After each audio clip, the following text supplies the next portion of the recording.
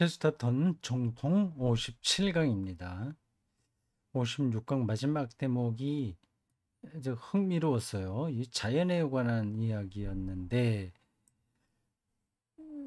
자연주의 영성에 경도된 시인이나 그런 자연 종교에서는 그 자연이 어머니처럼 진지한데 그리스도교 영성가들에게는 어린 여동생과 같았다. 같이 남매가 친하게 노는 놀 수 있는 거예요. 재밌게. 어릴 때 이제 오빠와 동생 혹은 뭐 동생과 누나 이런 누이, 여기 여동생이라고 그랬네요. 섬기는 게 아니라 같이 노는 거죠. 귀엽죠. 자연에 그렇습니다. 뭐 그런 표현이 나왔는데 음, 재밌었어요. 하지만 이것이 현재 우리의 주요 논점이 아니다. 음, 주요 논점 뭐냐? 그- 그렇게 진화론이라는 단순 원리로 이 세계를 해명하려는 그 이상, 이데아, 그거는 바른 이상이 아니라는 거예요. 그렇게 단순해 갖고는 훨씬 더 심층적이고 복합적인 이상이 된다는 겁니다. 내가 이것을 끌어들인 이유는 자연을 어떻게 해서 그 열쇠가 가장 작은 문들에도 일정하게 그리고 마치 우연처럼 들어맞는지를 보여주기 위함이다. 열쇠, 맞는 키가 있는 거죠. 우리의 주요 논점이 이러하다. 만일 자연 속에 비인격적인 진보의 추세가 존재한다면, 여기 이제 단순한 이상입니다. 비인격적인 진보, 앞으로 나가는 거예요. 시간도 나가죠. 진보의 그런 추세가 있다면 그것은 아마 단순한 승리를 향한 하나의 단순한 추세임이 분명하다는 것이다. 근데 원리가 그냥 그대로 작동하는 것에 불과하는 거니까요. 생물학 속에 어떤 자동적인 성향이 있다면, 기계적이라는 제 말이 저 자동적인 성향을 가리킵니다. 그래서 예컨대 우리에게 갈수록 더 길어지는 코를 줄 수 있다. 음, 그 거짓말하면 코가 늘어나는 그 동화 있지 않습니까? 그 기계적으로 진화가 일어난다면 점점 코가 더 길어질 수도 있다. 근데 문제는 우리가 과연 갈수록 더 길어지는 코를 원하느냐 하는 것이다. 아마도 원치 않을 것이다. 우리 대다수는 우리의 코에게 이렇게 말하고 싶을 것이다.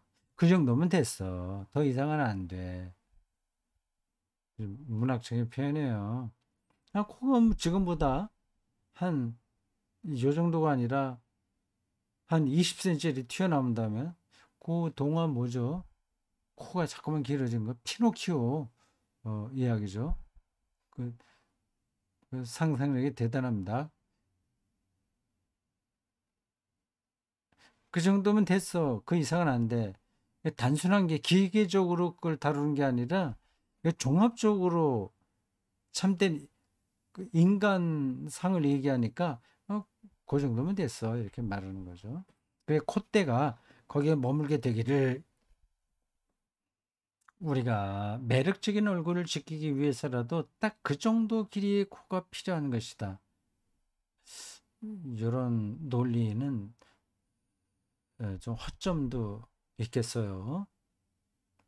매력적인 얼굴이 코가 요 정도 서양 사람들은 조금 길고 우리는 좀 낮은 눈도 서양 사람들은 좀 더 크고 우리는 약간 째진 뭐 그런 것들로 규정될 수는 없잖아요. 코가 한 20cm 나오는 게 더 매력적으로 보일 수 없을까요? 지금 우리의 이러한 균형이 우리에게 익숙하니까 이걸 매력적이라고 보는 거는 아닐까요? 그러니까 조 대목에서는 조금 그 논리에 비약이 보입니다. 딱 그 정도의 코가 필요하다. 그런데 단순한 생물학적 성향이 매력적인 얼굴을 낳는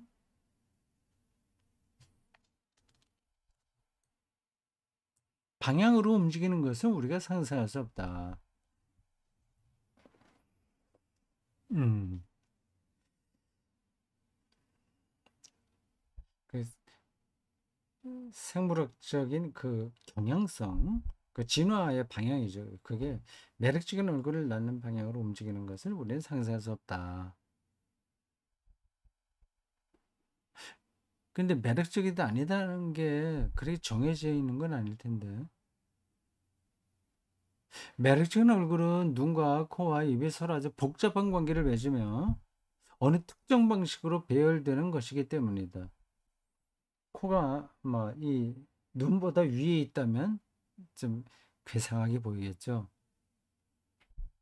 입이 위에 있고 눈이 코가 밑에 있다면 그것도 이상하겠죠. 정말 그게 이상한 건지 아니면 우리의 현재 이 구성이 익숙해서 이것만을 아름답다고 보는 건지 그건 뭐 잘 모르겠어요. 비율은 하나의 경향일 수 없다. 그래서 우연이든 설계든 둘 중 하나다. 이렇게 눈이 있고 코가 있고 이 정도 높이이고 입이 있고 이런 아, 비율이잖아요. 비율 얼굴이 그런 비율로 돼 있잖아요. 이게 우연이라고 한다면 그건 이제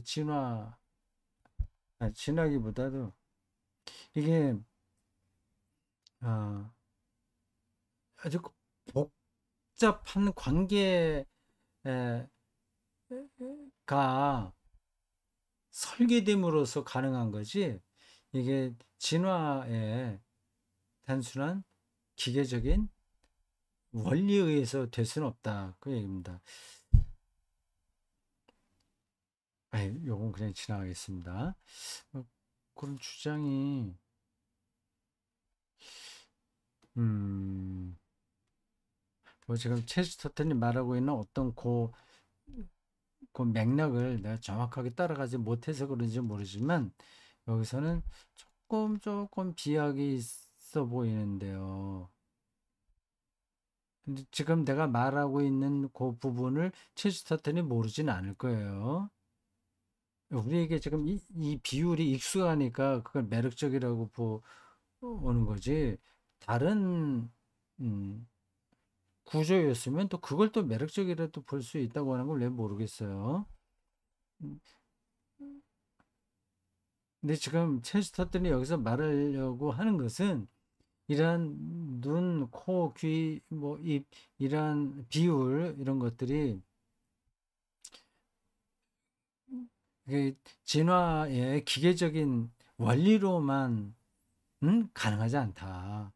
그래서 우연이든지 설계든 둘 중에 하나다 얘기하는 겁니다.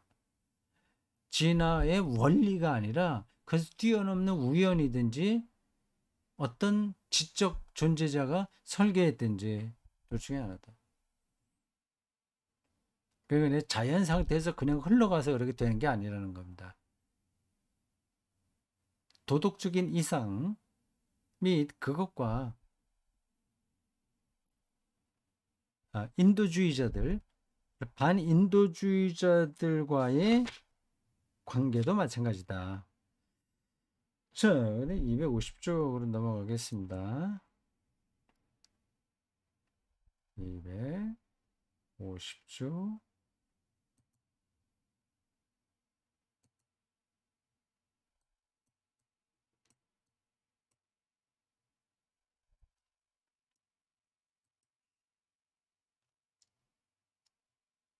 우리는 점점 더 사물에게서 손을 떼는 방향으로 가고 있다고 생각할 수도 있다. 그건 도덕주의자들, 어,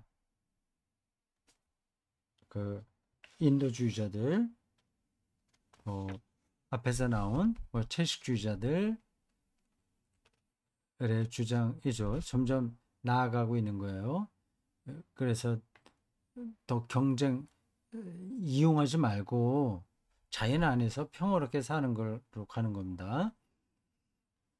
더 이상 동물을 그렇게 잡아먹지 말고 그건 아주 고대인들에게만 가능했으나 이제는 그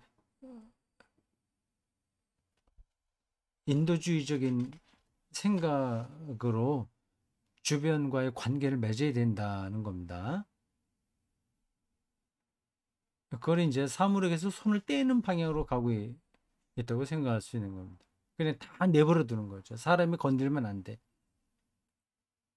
그러니까 말을 몰지도 않고 꽃을 따지도 않는 방향으로 말이다. 결국에는 논증으로 사람의 정신을 동요시키면 안 될지도 모른다. 갑자기 논증으로 나와. 기침으로 새의 저건 이제 체스터턴의 말 글은 거칠어요. 그리고 대단히 그 수사적입니다. 풍자적이기도 하고요. 패러디도 많고 은유도 많고 그래서 저게 진심으로 하는 얘기야 아니면 재밌으라고 하는 얘기야 구분이 안 될 때도 있습니다. 결국에는 논증으로 사람의 정신을 동요시키면 안 될 것이다. 논증은 이거 이러니까 생각을 이쪽으로 돌려야 된다는 거잖아요. 정신을 내버려 둬야지. 그거는 진화의 방식으로 쭉 있는데 와 그걸 갖다가 그 생각을 바꾸려고 해. 이기적 유전자가 작동하는 대로 내버려 둬야지. 그게 진화의 원리고 그게 정말 세상이 괜찮아지는 길이야. 이렇게 말할 수 있다고 하는 거죠. 그걸 이제 어, 음, 저런 문학적인 방식을 뭐라고 표현하는지 모르겠어요. 과장법인가? 기침으로 새의 수면을 방해하면 안 될지도 모른다. 새가 조용하게 자고 있는데 왜 기침을 해서 깨워? 이것이 극체도다라면 혹시 팔이라도 동요시키지 않을까 우려하여 움직이지도 못하고 조마조마하게 사는 거죠. 세균에게 폐를 끼칠까봐 먹지도 못하고 그저 꼼짝 못하고 가만히 앉아있는 모습이 될 것이다. 음. 그냥 앞에서 유쾌하게 인생을 살 수 있는 가능성을 기독교에서 발견했다고 하지 않습니까? 그, 그 다른 사상들은 그 인도주의로 자처하고 있는 쪽에 것들은 오히려 우리를 불편하게 한다고 하는 겁니다. 그걸 과장해서 설명했는데 근데 하여튼 재밌습니다. 저게 또 근거 없는 말도 아니에요. 또 저런 어, 뭐 긴장 뭐 그런 것도 좀 필요하기도 하죠.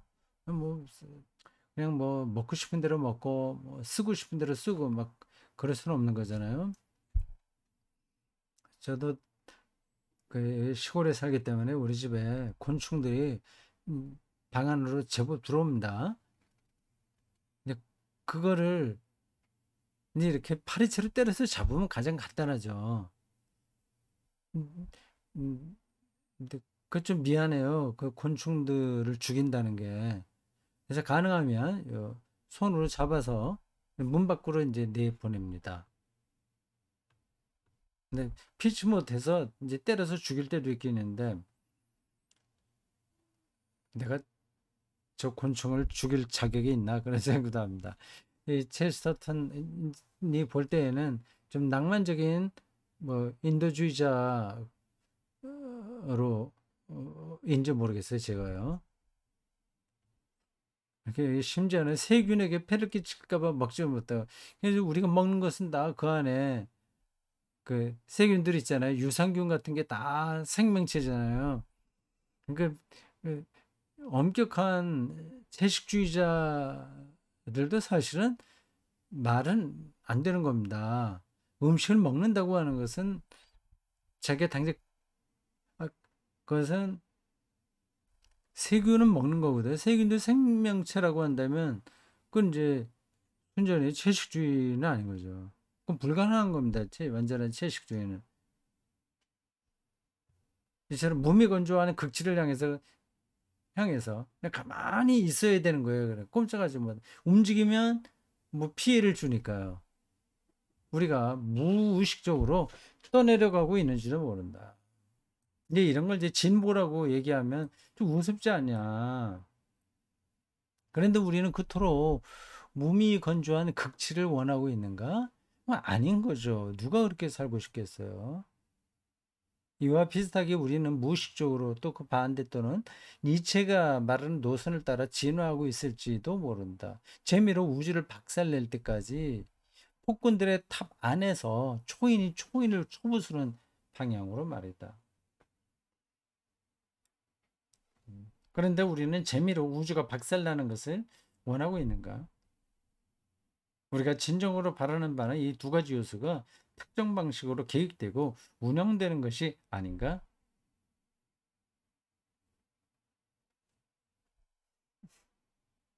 두 가지 요소라고 했는데 뭐야? 갑자기 내가 지금 니체 이야기가 나와서 어떤 걸 얘기하려고 하는 걸까 하다가 그 전체 흐름을 또 놓쳤어요. 이거 다시 돌아가서 다시 생각하지 않고 지나가겠습니다. 그렇게 중요한 거 아니에요. 그래서 말하는 전반적인 이 방향은 우리가 알고 있습니다. 이 이상이 그렇게 단순한 그 그런 거는 참된 이상이 못 된다고 하는 겁니다. 우리의 삶을 어떻게 만들어요? 그런 것들이 무미건조하게 만들고 가만히 있게 만드는 겁니다. 그러다가 그걸 못 견디면 폭발해 버린다는 걸 앞에서 얘기하나? 하여튼 뭐그 과정 속에 있는 건데 어느 정도의 자제와 존중이 있고 어느 정도의 에너지와 지배력이 있는 그런 상태가 아닌가. 그게 우리가 바라고 있는 게 아니냐 하는 겁니다. 먹을 때 먹고 그리고 동물을 사랑할 때 사랑하고 그런 어, 어, 뭐라 그래야 돼요? 그런 삶의 다이나믹 이런 것들을 우리가 원하는 게 아니냐 하는 겁니다. 그런 거 없이 세상을 어떻게 진보시킬 수 있냐? 체스터턴이 볼 때는 그건 안 된다는 거죠.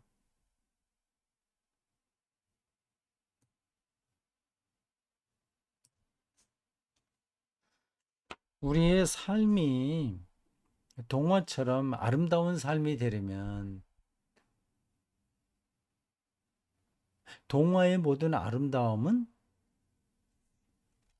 왕자가 두려움에 살짝 못 미치는 경이감을 품고 있다는 것에 달려 있음을 기억해야 할 것이다.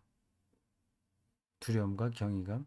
만일 그가 거인을 어떤 동화에 이제 왕자가 나타나서 거인과 싸우는 뭐 그런 동화를 말하는 것 같아요.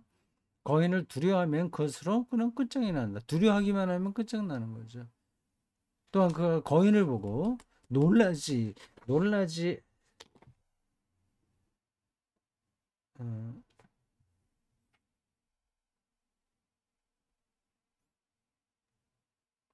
우리의 삶이 동화처럼 어디죠? 예. 놀라지 않으면 동화는 그것으로 끝장난다. 두려워하지 않아도 끝장나고 놀라지 않아도 끝장난다.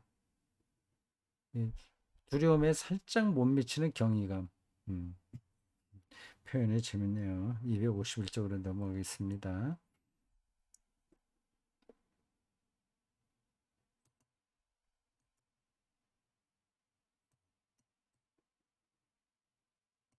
음,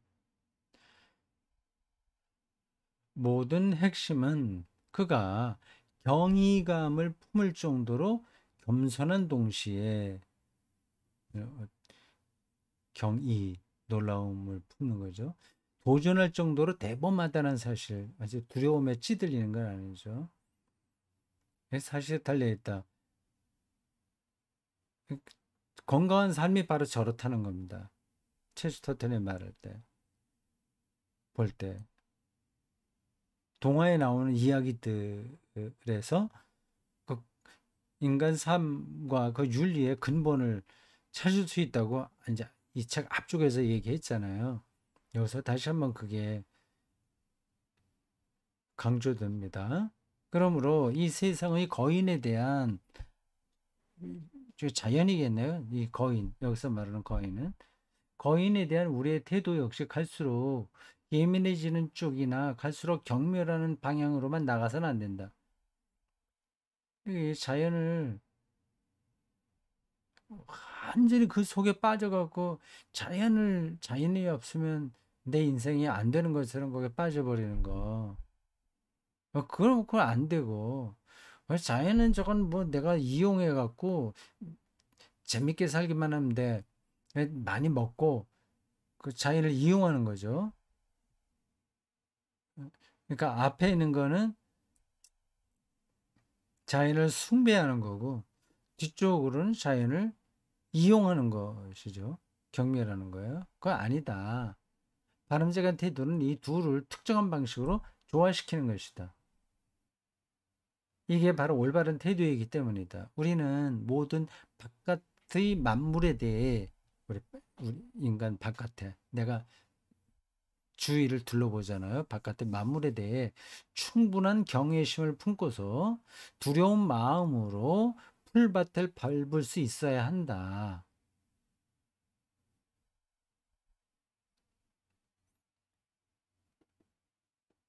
그 풀밭을 밟는데 곤충이 밟히면 어떨까? 덜덜덜덜 떨면서 그렇게 하면 또 웃기는 거잖아요. 아울러 우리 바깥의 만물에 대해 충분히 경멸을 품고 적당한 때는 별을 보고 침을 뱉을 수도 있어야 된다. 이것도 문학적인 표현이니까 직접적으로 이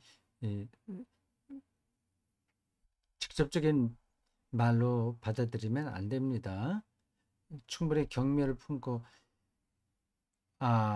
경멸 앞에서는 이제 충분한 경외심과 두려운 마음이라고 그랬는데 이번에는 충분한 경멸과 별을 보고 침을 뱉는 그 똑같은 얘기예요. 있어야 된다. 그걸 이제 우리가 지배해야 된다는 뜻입니다. 그러니까 저는 문장을 오해하면 안 돼. 침을 뱉는다고 하는 건 무시한다기보다도 그걸 우리가 다스리라고 하는 거죠. 창세기에 아담에게 모든 생명체 세상을 주고 다 다스리라 그런 명령을 하셨잖아요. 그거하고 연결되는 내용입니다. 그런데 우리가 선하게 되거나 행복해지고 싶으면 이 두 가지 태도를 조합하되 아무렇게나 조합하는 게 아니라 특정 방식으로 조합해야 한다. 이 땅에서의 인간의 완전한 행복은 행복해야 되잖아요, 사람이요. 하나님도 그걸 원하시는 거죠.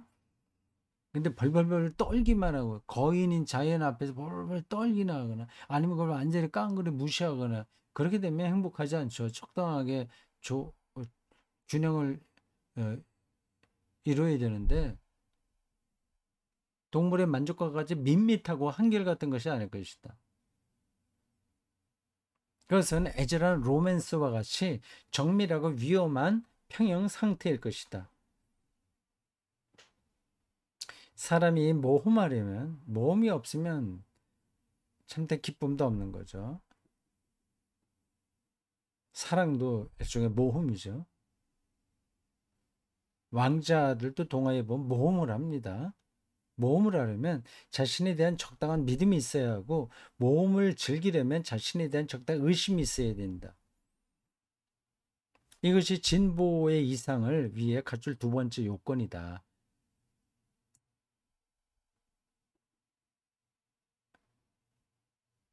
두 번째 요건이라고 그랬어요. 첫 번째는 고정된 이상이어야 된다고 했는데 이번 두 번째에서는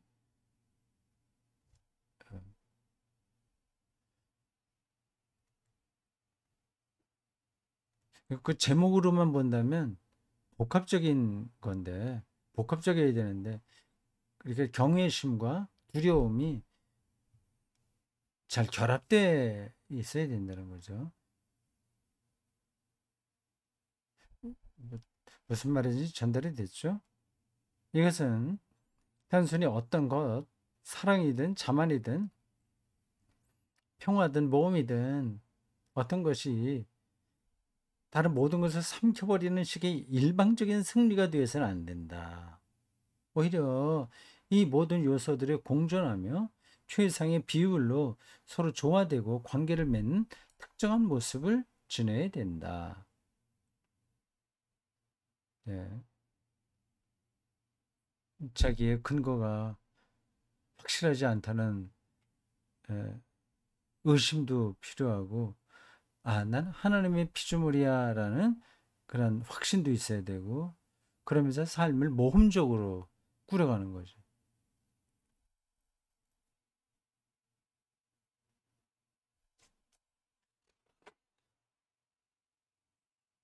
자, 252쪽으로 넘어갑니다.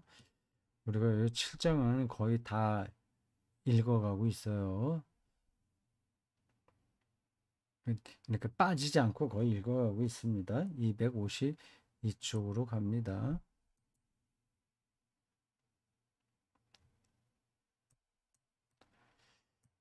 나는 이 시점에서 사물의 적절한 구성에 의한 최고의 상태가 인류를 위해 준비되어 있을지 모른다는 것을 부인하고픈 생각은 없다. 그 준비되었다. 다만 이런 복합적인 행복이 만일 우리를 위해 정해져 있다면 복합적인 거. 확신도 들고 의심도 있으면서 두려워하면서 경이감도 있고 자기의 존재 근거가 얼마나 약한지를 알면서도 확고한 두 발을 딛고 있고 이런 복합적인 거 행복이 정해져 있다면 그것은 어떤 지성에 의한 것이 틀림없다는 점만 밝히고 싶다. 그 우연하게 그런 일들이 일어날 수 있겠나? 진화의 단순한 원리에 의해서 그런 일들이 가능하겠나? 그런 긴장감이 그 결합될 수 없는 두 가지 점이 어떻게 우리의 삶에 결합된 상태로 나타날 수 있는지 이게 저절로 되겠나 하는 거죠. 오직 지성만이 복합적인 행복에 필요한 정확한 비율, 네, 코, 눈, 입 이런 비율, 매력적인 비율을 배열할 수 있기 때문이다. 세계를 아름답게 만드는 일이 단지 자연의 작용이라면 자연 원리라고 한다면 그것은 세계를 얼어붙게 하거나 타오르게 할 만큼 단순한 작용임에 틀림없다. 이기적 유전자에 의한 결과뿐이라고 한다면 이게 뭐겠어? 아무것도 아닌 거죠. 그러나 세계를 아름답게 만드는 일이 자연의 작용이 아니고 예술적인 활동이라면 자연적인 게 아니라 예술적인 거라고 한다면 어떤 예술가가 개입하고 있다고 할 수 있다. 예술가는 이제 하나님이죠. 내가 이것을 묵상하는 지점에 이르자 다시금 옛적에 그 음성이 이 귓전을 때렸다. 음, 뭐 선지자처럼 이야기를 합니다. 그럼 뭐좀 읽어볼까요? 내가 너희에게 이 모든 것을 오래전에 얘기해 줄 수도 있었노라. 만약 어떤 진보라도 존재한다면 내가 이루는 그런 진보밖에 없고 그것은 곧 정의와 평화가 서로 입을 맞추는 왕국이자 아무슨가 호세아서에 나오나 완전한 미덕의 도시를 향한 진보를 뜻하노라. 비인격적인 힘은 너희를 완전히 편편한 광야나 지극히 높은 꼭대기로 인도할 수는 있을 것이니라. 그러나 오직 인격적인 하나님만이 만일 너희가 인도를 받는다면 너희를 정의로운 거리가 있고 건축학적으로 균형 잡힌 도시, 너희 각자가 요셉의 총천연생 외투에 적당한 정도로 내 나름의 색채를 기여할 수 있는 그런 도시로 인도하실 것이니라. 아직 안 끝났어요. 253쪽에 그 이야기가 이어집니다. 문장을 참 멋들어지게 쓰네요. 253. 자기 생각과 그리고 식구와 그리고 성경을 잘 조합해서 글을 쓰네요. 뛰어난 사람입니다. 세 번째 가기 전까지예요. 그러니까 두 번씩이나 기독교는 내게 필요한 정확한 답변을 제공해 준 셈이다. 나는 이상이란 것은 그 정도 있어 한다고 말했다 앞에서. 교회는 내 것은 문자 그대로 그 정도에 있다. 그것은 다른 어떤 것보다도 먼저 존재했기 때문이라고 응답했다. 교회가 그 정통성을 갖고 있다는 거예요. 두 번째로 나는 그것은 한편의 그림처럼 예술적으로 배합되어 있어야 한다라고 말했는데 교회는 그러니까 자기가 그렇게 생각했는데 그 답을 이미 교회가 주고 있다는 겁니다. 내 것은 문자 그대로 한편의 그림이다. 나는 누가 그것을 그렸는지 알기 때문이다. 라고 응답했다. 그렇죠? 글을 참 멋들어지겠습니다. 뛰어난 사람이에요. 여기까지 하겠습니다. 수고했습니다.